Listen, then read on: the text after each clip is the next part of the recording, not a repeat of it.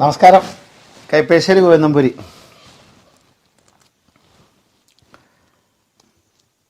നമ്മൾ പലപ്പോഴും ശ്രീകൃഷ്ണ ഉപാസന, വിഷ്ണു ഉപാസന, വൈഷ്ണവ ഉപാസനകളെക്കുറിച്ച് നമ്മൾ നിരവധി സംസാരിച്ചിട്ടുണ്ട്. ഒരുപാട് നാമജപാദികളൊക്കെ പറയുന്നുണ്ട്. അടുത്ത് എനിക്ക് പറയപ്പെടേണ്ട ഒരു സംഭവം എന്താണെന്ന് വെച്ചിട്ടുണ്ടെങ്കിൽ, ഞാൻ ഈ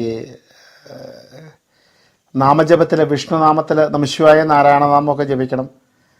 അങ്ങനെ ഞാൻ ശരിക്കും പറഞ്ഞാൽ അതിനെക്കുറിച്ച് പ്രാധാന്യത്തിൽ പല പ്രാവശ്യം പറഞ്ഞിട്ടുണ്ട്. ഈ അടുത്ത കാലത്ത് ഒരു സ്ഥലത്ത് ഇതുപോലെ ഞാൻ 10 മിനിറ്റ് നമഃശിവായും 10 മിനിറ്റ് നാരായണനാമം ജപിക്കുമെന്ന് എൻ്റെ കടലാസിൽ എഴുതി കൊടുത്തൊരു കുടുംബത്തിൽ. അപ്പം അവരുടെ മകൻ എന്ന് പറഞ്ഞാൽ ഈ അമ്മയുടെ മകളുടെ മകനാണ്.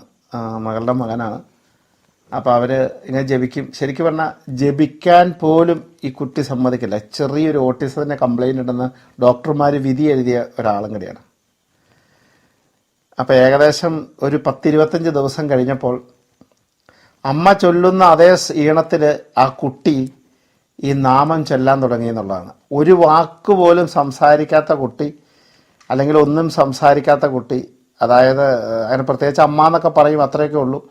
അപ്പോൾ ആ കുട്ടി വളരെ കേമായിട്ട് അമ്മ ചൊല്ലുന്ന അതേ ഈണത്തിൽ കീർത്തനം ചൊല്ലി തുടങ്ങി, നാമം ജപിച്ചു തുടങ്ങിയെന്ന്. ശരിക്കും ഒരുപാട് ആൾക്കാർ ഒരുപാട് കാര്യങ്ങൾ നടന്നതായിട്ട് ഒരുപാട് ഫോൺ എനിക്ക് വരുന്നുണ്ടെങ്കിലും ഇങ്ങനെ ചില സംഭവങ്ങൾ സത്യം പറഞ്ഞാൽ കണ്ണ് നിറയുന്ന സംഭവങ്ങളായിരിക്കും മാറാറുണ്ട്. എന്താ കാരണം എന്ന് വെച്ചാൽ അതിലൊരു കുഞ്ഞു ഭാഗവാക്ക് ഞാനാകാൻ സാധിച്ചു എന്നുള്ളതാണ്. കാരണം നമുക്കാക്കാൻ സാധിക്കുക എന്ന് പറഞ്ഞാൽ അതൊരു മഹാഭാഗ്യമാണല്ലോ.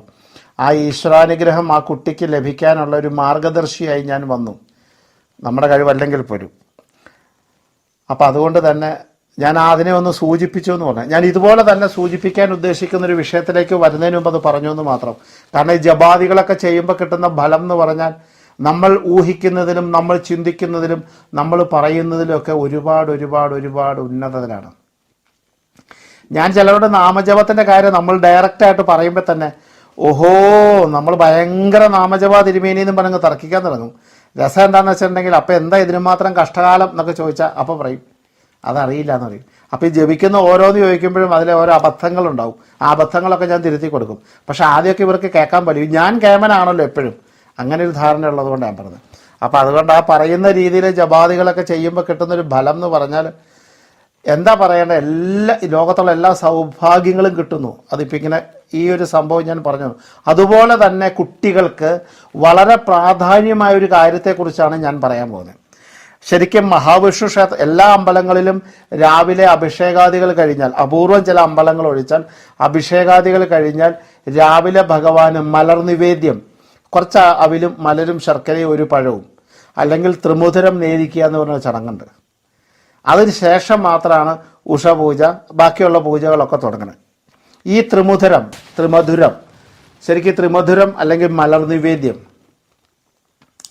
സാധാരണഗതിക്ക് അങ്ങനെ അമ്പലങ്ങളിലൊന്നും വഴിപാട് ചീട്ട് പോലും ആക്കാറില്ല. എന്താ കാരണം എന്ന് വെച്ച് കഴിഞ്ഞാൽ ശരിക്കും അതിനൊക്കെ അത്രയ്ക്കൊക്കെ അവർ പ്രാധാന്യവും അവരും കണ്ടിട്ടുള്ളൂ. പക്ഷേ അത് വിഷ്ണു ക്ഷേത്രങ്ങളിലെ രാവിലെ ത്രിമുധുരം കഴിച്ച് ത്രിമുധുരം ഭഗവാനെ നിവേദിച്ച് അത് നമ്മുടെ വകയായി നടത്താൻ പറ്റുകയും ആ ത്രിമുധുരം നമുക്ക് കഴിക്കാൻ ഉള്ളിൽ കഴിക്കാൻ പറ്റുകയും ചെയ്താൽ കുട്ടികൾക്ക് വിദ്യാപുരോഗതിക്ക് ഇത്തിപ്പരം നല്ലൊരു ഔഷധമില്ല എന്നാണ് പറയുന്നത്. ബുദ്ധി ഉണ്ടാവാൻ,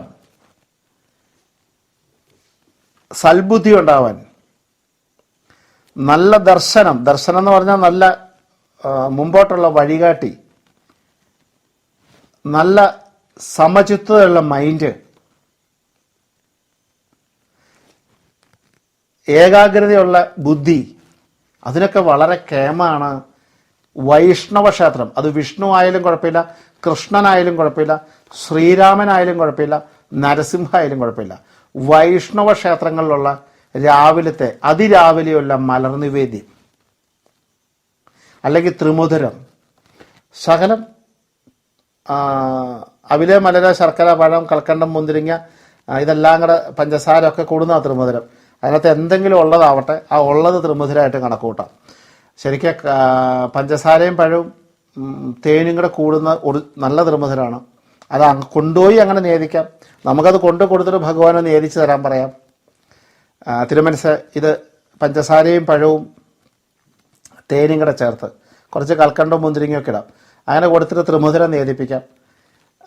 അതല്ലെങ്കിൽ അമ്പലത്തിൽ നടത്തുന്ന ത്രിമധുരം വഴിപാടാക്കി അത് കഴിക്കാം. നിസ്സാര കാര്യങ്ങളേ ഉള്ളൂ, വളരെ സാമ്പത്തിക ചെലവൊന്നുമില്ല, നിസ്സാര പൈസയേ ഉള്ളൂ.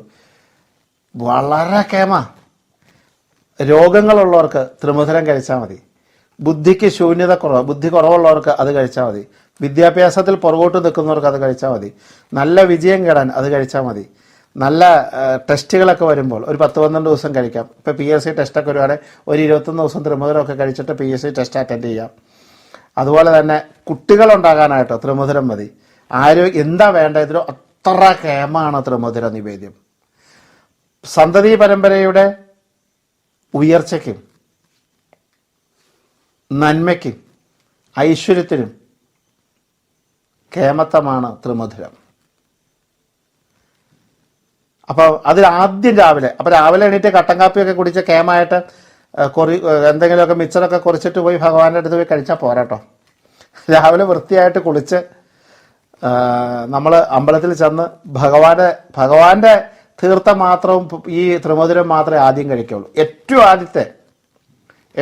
ആദ്യത്തെ ഭക്ഷണം ഇതായിരിക്കണം. ഇപ്പോൾ 21 ദിവസം ഒരു PSC ടെസ്റ്റിന് പോയി 21 ദിവസം ഞാൻ ത്രിമധുരം നടത്തി കഴിക്കാൻ പോവുകയാണ്.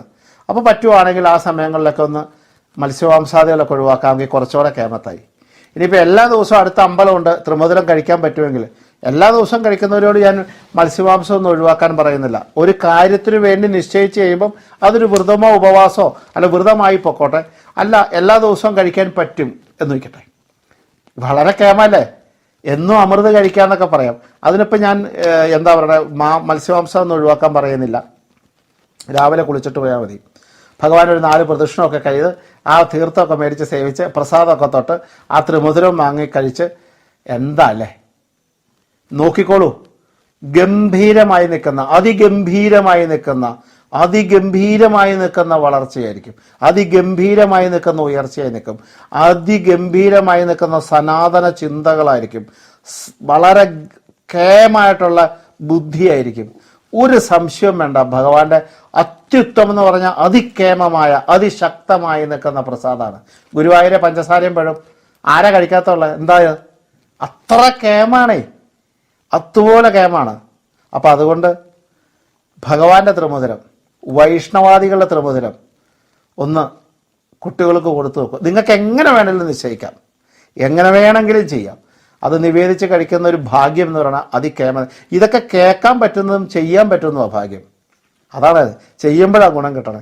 അപ്പോൾ ആ അറിയാൻ പറ്റുന്നത് മാത്രമല്ല, അറിയണം, ചെയ്യണം.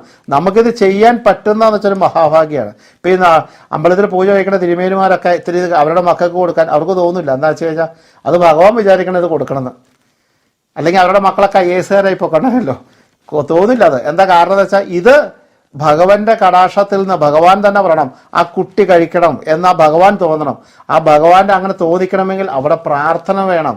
അതുകൊണ്ടാണ് പണ്ട് ഞാൻ പറയുന്നത്, നാമം, പ്രാർത്ഥന, ജപാദികളൊക്കെ ഉണ്ടെങ്കിലാണ് അദ്ദേഹം ഇതിനെ വിളിച്ചിട്ട് വന്നോളൂ കുട്ടിയെ എന്ന് പറയൂ. അതല്ല അതിൻ്റെ കേമത്വം. അപ്പം അതുകൊണ്ട് ഇത് നിങ്ങൾ വളരെ നിസ്സാര ഒരു 5 രൂപ 6 രൂപയ്ക്ക് തീരാവുന്ന വഴിപാടാണ്.